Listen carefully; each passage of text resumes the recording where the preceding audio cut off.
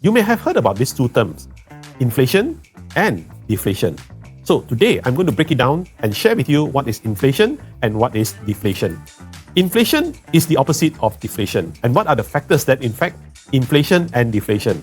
Remember, two factors. Factor number one is in terms of supply. Factor number two is in terms of demand.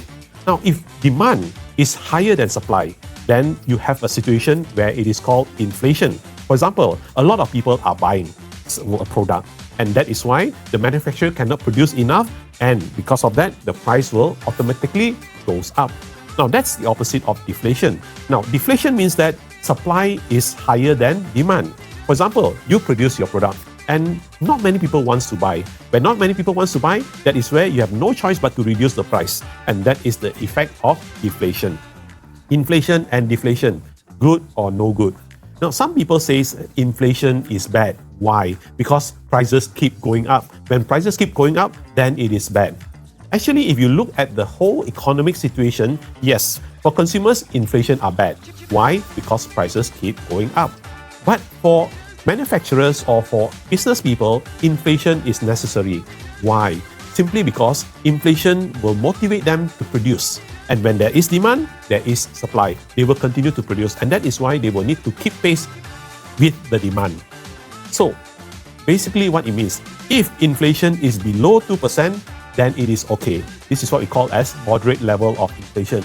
But if anything that is beyond 2%, then it is a concern, especially not only for consumers, but also for manufacturers. Now, what about deflation?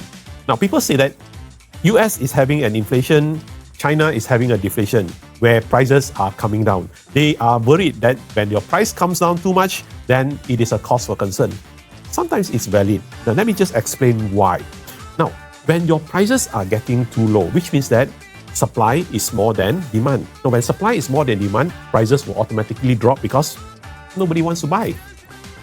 So what happens is this, when nobody wants to buy, manufacturers will need to reduce price. And when they reduce price too much, it will eat into their profit. And when they eat into their profit, if they don't have money to make, they will exit the industry.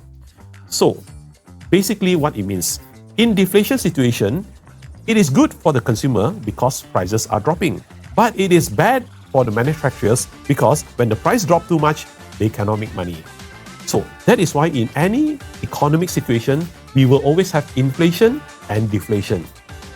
Then they will balance it up.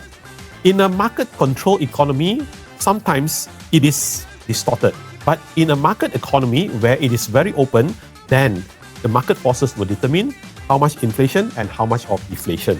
So with this, I'm very sure now you understand how inflation and deflation works. So if you have any questions, please put it down in the comment section and I will do my best to reply to all your messages.